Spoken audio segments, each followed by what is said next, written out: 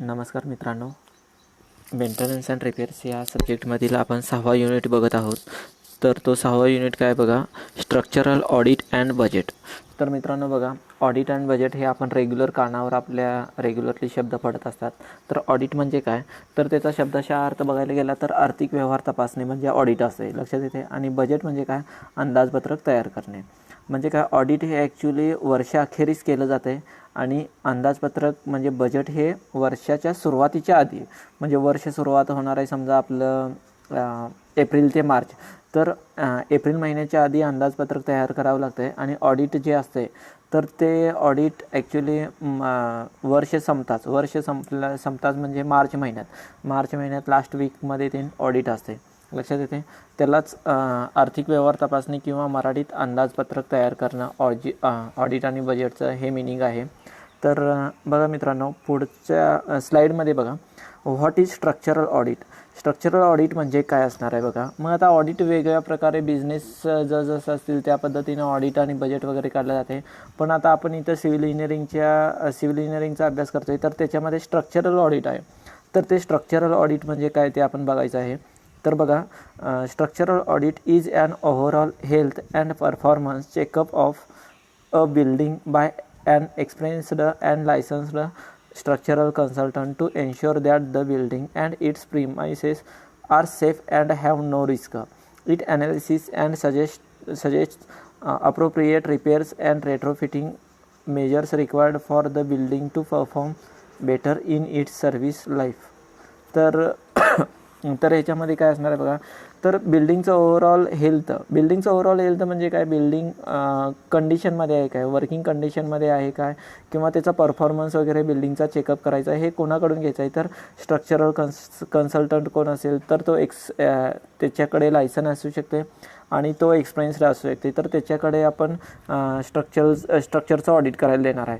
मग त्याच्यामध्ये काहीतरी प्रॉब्लेम्स असतील तर त्याच्यामध्ये रिपेअर्स, रेट्रोफिटिंग ह्या गोष्टी करून आपली बिल्डिंग प्रॉपरली मेंटेन करून आपण वापरात घेऊ शकतो लक्षात येते. तर ह्याला स्ट्रक्चरल ऑडिट म्हणतात. मग बघा मित्रांनो, त्याचे ऑब्जेक्टिव्ह ऑफ स्ट्रक्चरल ऑडिट काय असणार आहे बघा. Objective to save human life and building.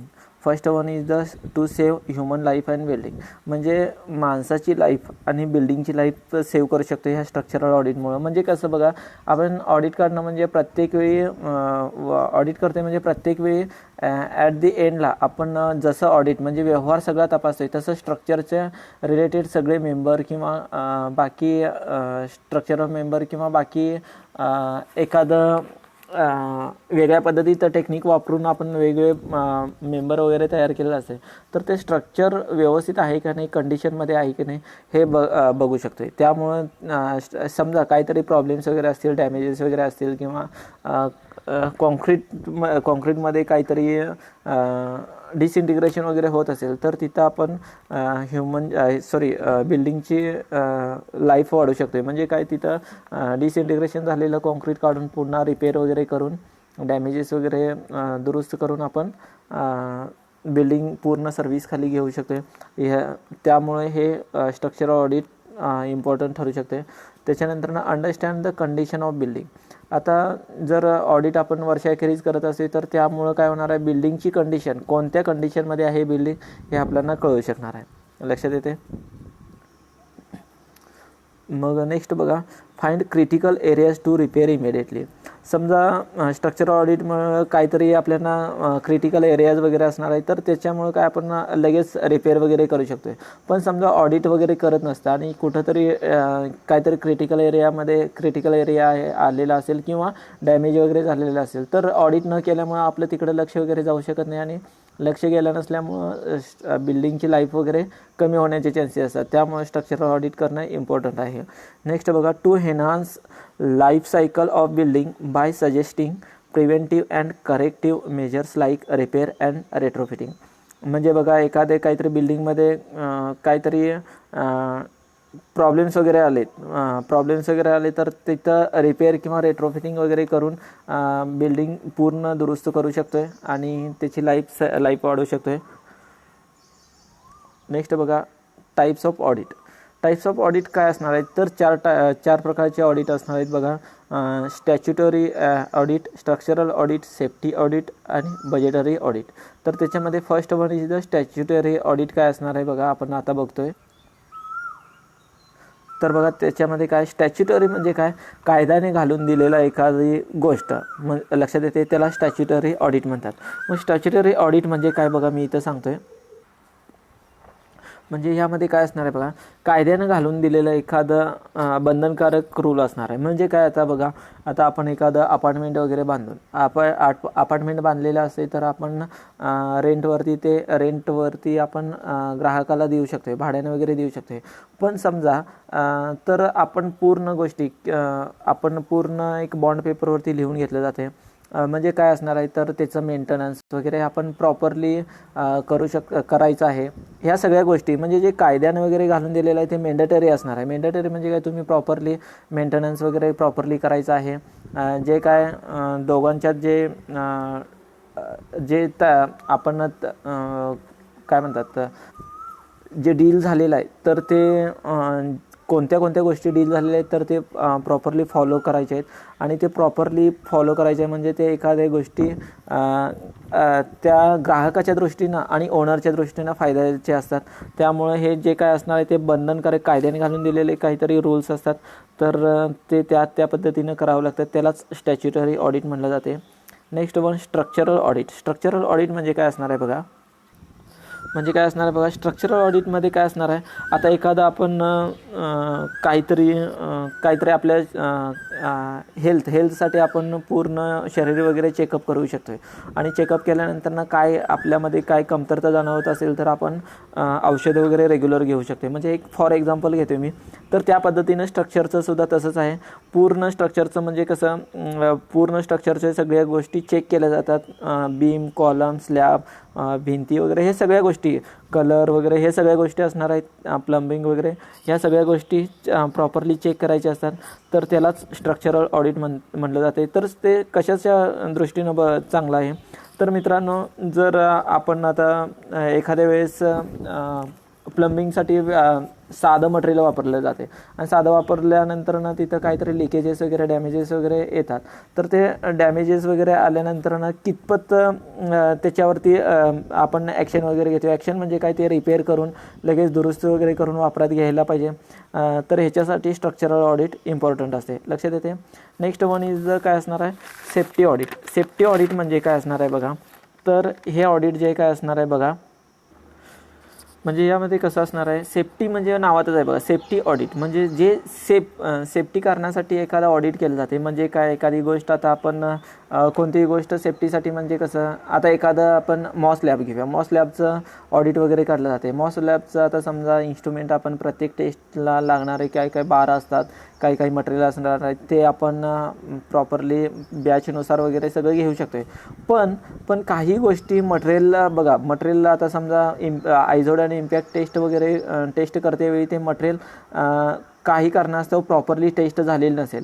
तर प्रॉपरली टेस्ट झालं नसेल म्हटल्यानंतर मग आणखीन एक एक्स्ट्रा मटेरियल, मग हे एक्स्ट्रा मटेरियल आपण मागू शकतोय म्हणजे काय, हे सेफ्टीसाठी मागू शकतो. म्हणजेच काय, एखादी गोष्ट असणार आहे ती सेफ्टीसाठी आपण कोणतीही गोष्ट बघा, सेफ्टीसाठी काय पण गोष्टी करून ठेवलं जाते, त्याला सेफ्टी ऑडिट म्हटलं जाते.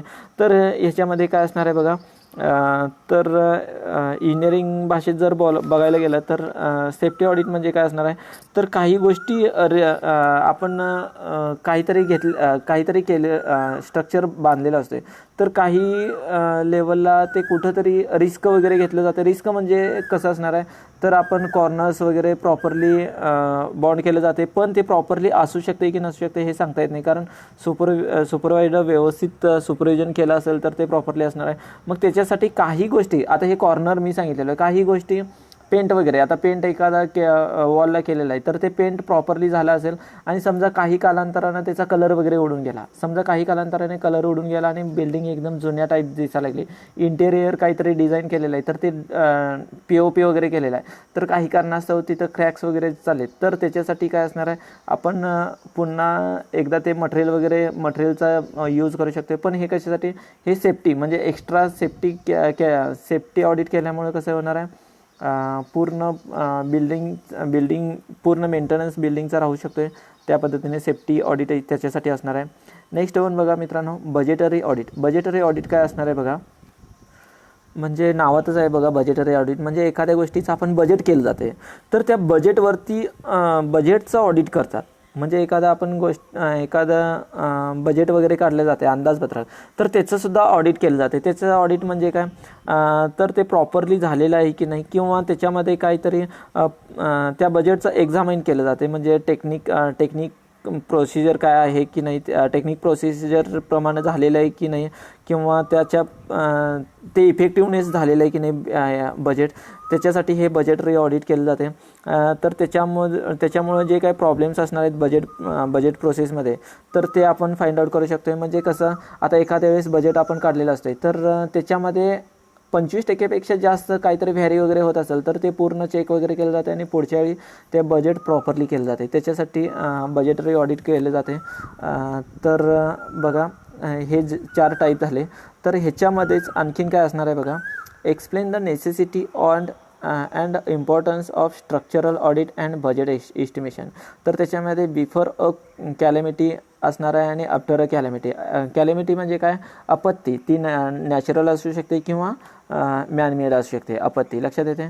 मग ते आपत्तीच्या आधीचं आणि आपत्तीनंतरचं जे काय बजेट आणि ऑडिट आहे ते आपण इथं बघायचं आहे.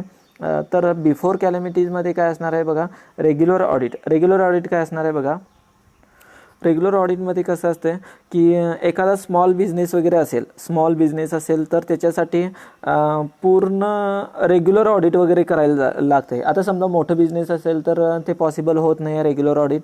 तर स्मॉल बिझनेस असेल तर रेग्युलर ऑडिट करू शकतो आहे आपण. त्याचं रेकॉर्ड वगैरे ॲक्युरेटली ठेवू शकतो आहे.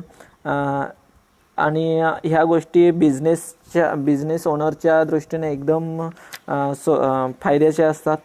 त्याच्यासाठी हे रेग्युलर ऑडिट असते. नेक्स्ट वन बघा मित्रांनो, special audit, change of user etcetera. Special audit काय असणार आहे बघा, तर यामध्ये काय असणार आहे, चेंज ऑफ युजर एक्सेट्रा. म्हणजे हे जे काय स्पेशल ऑडिट असणार आहे हे डिपेंड्स ऑन एक एरियावरती डिपेंड असणार आहे. एरियावरती म्हणजे कसं असणार आहे मित्रांनो, तर एखादा समजा जर एक सोप्या भाषेत सांगायचं झालं तर म्हणजे काय असणार आहे बघा, चेंज ऑफ युजर म्हणजे कसं असणार आहे, एखादं हे डिपेंड्स ऑन एरियावरती, स्पेशल एरियावरती असते. म्हणजे काय असणार आहे, ह्याचं ऑडिट जे काय असते ते गव्हर्मेंट व्यक्ती वगैरे करू शकते, पण त्याचं स्वातंत्र्य सगळं जे ओनर आहे त्याच्याकडे असणार आहे. ह्याला स्पेशल ऑडिट म्हटलं जाते. तर हे झालं बिफोर कॅलॅमिटीज.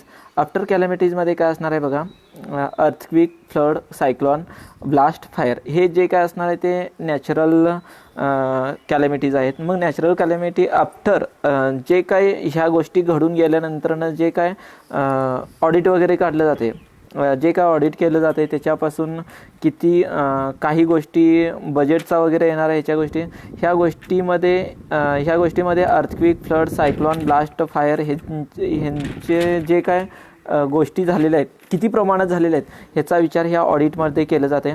तर ह्यालाच आफ्टर कॅलॅमिटी म्हटलं जाते. तर बघा नेक्स्ट काय असणार आहे, explain procedure involved in structural audit budget estimation. तर ह्याच्यामध्ये काय असणार आहे बघा, व्हिज्युअल एक्झामिनेशन म्हणजे जे ऑडिट आणि बजेट करायचं आहे तर ते व्हिज्युअल म्हणजे जे आपण तिथं फिजिकली प्रेझेंट राहून स्वतः तिथं जाऊन प्रेझेंट राहून जे परीक्षण करायचं आहे त्याला परीक्षण करायचं आहे, हे पहिली स्टेप असणार आहे. नेक्स्ट स्टेप काय असणार आहे, स्ट्रक्चरल ड्रॉइंग. जर आता आपण तिथे गेल्यानंतर समजा स्ट्रक्चरल ड्रॉइंग, आता काहीतरी प्रॉब्लेम्स वगैरे आलेला आहे किंवा क्रॅक्स वगैरे किंवा डॅमेज वगैरे झाले असेल तर त्याचं स्ट्रक्चरल ड्रॉइंग काय असेल, आता समजा कोणत्या तरी रूम नंबर 11, 12 असं काहीतरी असेल तर ते स्ट्रक्चरल ड्रॉइंग असणार आहे. त्या स्ट्रक्चरल ड्रॉइंगचा सुद्धा वापर करून त्याचा यूज करून आपण बजेट आणि ऑडिट काढू शकतो. नेक्स्ट बघा, आयडेंटिफिकेशन अँड मॅपिंग. तर डायट्रेस आयडेंटिफिकेशन अँड मॅपिंगमध्ये काय असणार आहे बघा. आता हे जे काही तुम्हाला निळे लिंक आहे हे निळ्या मध्ये दिलेलं आहे, निळ्या वर्डिंगमध्ये. तर ह्याच्यावरती क्लिक केल्यानंतर ना तुम्ही डिरेक्टली नेटवरती पण जाऊ शकताय. तर बघू शकताय अशा पद्धतीत. ॲक्च्युली इथं होत नाही आहे, म्हणजे ह्या निळ्या लिंकवरती जे निळं दाखवलेलं आहे त्याचे पिक्चरसुद्धा अवेलेबल आहेत. तर ते नेक्स्ट स्लाईडवरती असणार आहेत मित्रांनो. तर आता बघा ह्याच्यात डायस्ट्रेस आयडेंटिफिकेशन अँड मॅपिंग, तर ह्याच्यामध्ये बघू शकता आपण. आता इथं जे काय आता रेड कलरचे जे दाखवलेलं आहे तर तिथं काहीतरी डिफेक्ट्स झालेले आहेत, काहीतरी प्रॉब्लेम्स झालेले आहेत. तर ते इथं मार्क केलेलं आहे. तर ह्यालाच डायस्ट्रेस आयडेंटिफिकेशन अँड मॅपिंग म्हणलेलं आहे. तर बघू शकता हा 6th फ्लोअर आहे. आता हे जे काय बिल्डिंग प्लॅनिंग आहे तर प्लॅनिंगमध्ये 6th फ्लोअर आहे. तर त्याच्यात आता आहे तुम्हाला ॲक्च्युली वर्ड दिसत नाही, पण मी तुम्हाला हे PPT वगैरे सेंड करतो आहे त्यावेळी तुम्ही बघू शकताय. तर ह्याच्यात फर्स्ट वन आहे, मला पण जरासं फेंट टाईप दिसायला लागले, लिकेज सिपेज मार्क्स. इथं मार्क्स वगैरे केलेलं आहे बघा, डायस्ट्रेस लिजेंड्स म्हणलेलं आहे इथं. तर त्याच्यामध्ये first one is the leakage seepage marks. त्याच्यानंतर ना व्हेजिटेशन ग्रोथ, व्हेजिटेशनची ग्रोथ वगैरे कुठं झालेलं आहे काय हे सगळं दिसायला लागलं आहे. आता इथं नंबर 1 म्हणलेलं आहे बघा. आता इथं जे काय असणार आहे, इथं जे नंबर 1 आहे तर ते लिकेज अँड सिपेज मार्क. इथं जे काय लिकेज अँड सिपेज आहे इथं झालेलं दाखवलेलं आहे.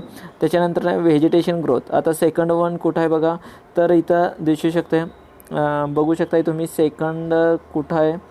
तर ॲक्च्युली इथं आता प्रॉपरली बिल्डिंग दिसत नाही, पण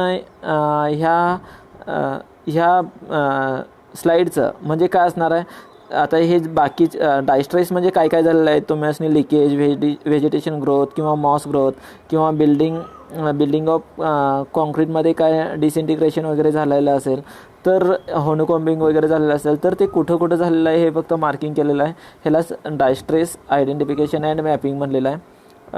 तर आपल्याला हे क्लिअर वर्ड दिसत नाही आहेत, त्यामुळं ॲक्च्युली इथं दिसत नाही आहे. तुम्हाला ज्यावेळी मी PPTs वगैरे पाठवतो आहे त्यावेळी तुम्हाला दिसेल, तर तुम्हाला लक्षात येईल.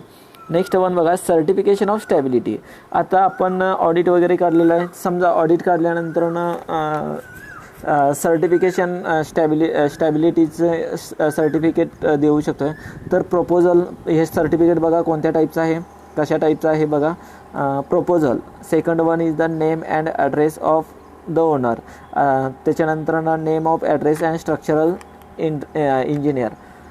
बघा आता हे प्रपोजल कशाबद्दल आहे, त्याच्यानंतर त्या ओनरचं नाव लिहायचं आहे, ॲड्रेस लिहायचा आहे. त्याच्यानंतर स्ट्रक्चरल इंजिनियर कोण आहे तर तो सर्टिफिकेट देणार आहे त्याचं नाव आहे. आता इथं एक्झाम्पलमध्ये दिलेलं आहे बघा, काय बघा, Structwel designers and consultant private limited, plot number 15, sector 24, Turbhe, Navi Mumbai 400-705. आता सर्टिफिकेट ऑफ स्ट्रक्चरल स्टॅबिलिटी. आता हे स्टॅबिलिटी आहे, स्ट्रक्चरची स्टॅबिलिटी आहे की नाही हे सगळं पूर्ण एक्सप्लेन केलेलं आहे. तर बघा ह्याच्यामध्ये कसं काय I hereby submit that the structural design of the intended work is in conformity with the provision of IS 456-2000. 456-2000 कशासाठी वापरतात, तर RCCसाठी IS कोड हा वापरला जातो आहे. And IS 1893-2016 and other relevant codes for earthquake resistance. आता हा code आहे तो अर्थक्विक रेजिस्टन्ससाठी असणार आहे. Design of structure IS 13920-2016 for ductile detailing of reinforcement concrete structure subjected to seismic forces, and IS 4326-1993 for earthquake resistant design and construction of building. जे काय IS code वापरलेला आहे ते इथं मेन्शन केलेलं आहे ह्या सर्टिफिकेटमध्ये बघा. त्याच्यानंतर I hereby certify that the above mention structure is capable of withstanding the designed dead and live load including the earthquake forces. This certificate is issued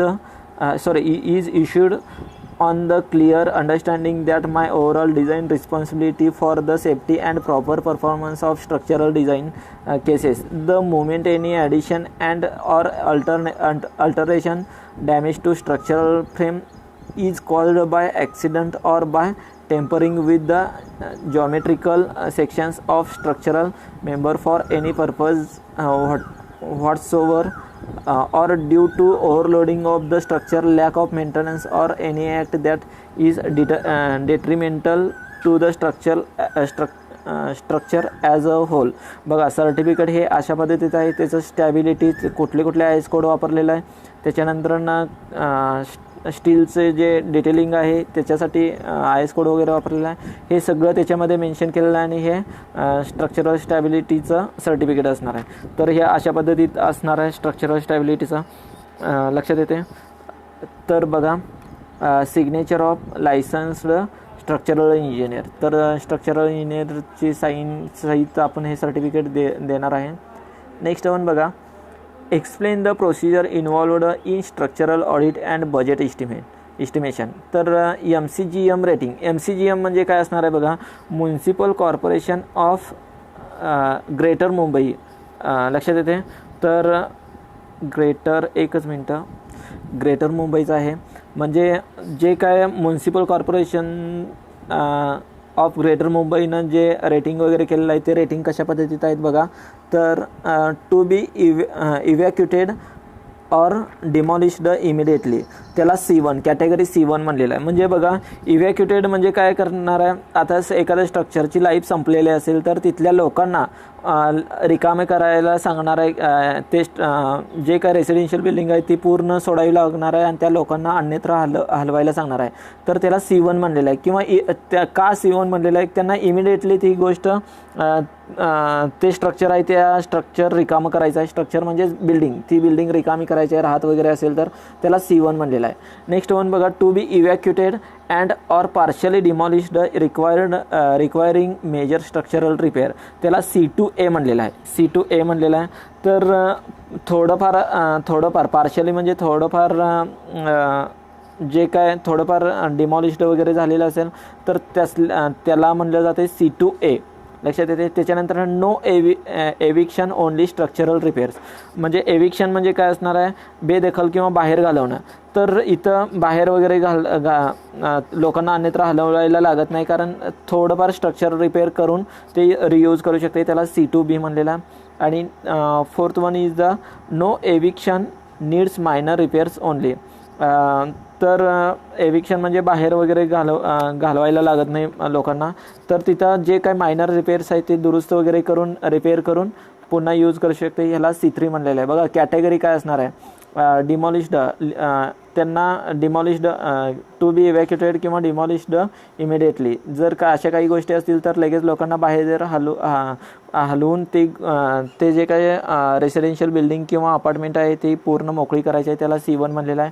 त्याच्यानंतर partially demolished requiring major structural repair, तर त्याला C2A म्हणलेलं आहे. No eviction only structure repair, तर तिथल्या लोकांना न हलवता तिथलं स्ट्रक्चर जे काय रिपेअर करायचं आहे त्याला C2B म्हणलेलं आहे. आणि जे मायनर रिपेअर असणार आहे त्याला C3 म्हणलेलं आहे. ह्या कॅटेगरी केलेलं आहे.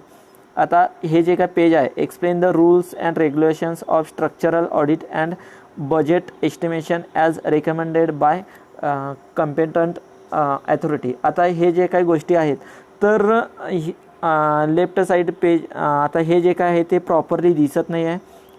तर मी जरा नेटवरती सर्च करून बघतो, जर मिळालं तर तुम्हाला सेंड करतो. आता इथं काय बघा, बायलॉज नंबर 77. म्हणजे हा बायलॉज नंबर 77 काय बघा, society to carry out structural audit. Structural audit काय असणार आहे बघा, the society shall cause the structural audit of the building of society as follows. Society follow करायचं आहे बघा. For the building ageing between 15 to 30 year once in 5 year. जर building 15 ते 30 वर्षापर्यंत असेल तर ते ऑडिट त्याचं दर 5 वर्षातून एकदा केलं तरी चालेल. Next one, for the building ageing above 30 year once in 3 years such structural audit shall be conducted by architecture from panel of municipal corporation in case of society which are in limits of municipal corporation. In case of other societies, such structural audit shall be carried by the government approved architect. म्हणजे हे जे काय 30 वर्षाच्या वर जर बिल्डिंगची life जर गेली असेल तर ते 3 वर्षातून एकदा ह्याचं स्ट्रक्चरल ऑडिट करायचं आहे. असं सांगितलेलं आहे. नेक्स्ट आपण बघा, the society shall cause undertake fire audit of its premises in compliance with the state fire policy. तर हे जे काय हे 2 आहेत, 2मध्ये 2 पॉईंट आहेत. हे जे काय आहे ते बायलॉज आहेत, हे बघू शकताय. तर आपण पहिलं लेक्चर 6व्या चॅप्टरमध्ये पहिलं लेक्चर इथंच थांबवतो आहे. काही कळत नसेल तर मला फोन करू शकताय. आणि हा जो काय पब्लिक नोटीस आहे ही कशा पद्धतीचं आहे, हे जे आता हे प्रॉपरली दिसत नाही त्यामुळे मी एक्सप्लेन केलेलं नाही. मी नेटवरती सर्च करून तुम्हाला एक्सप्लेन करण्याचा प्रयत्न करतो आहे. ठीक आहे, थँक्यू.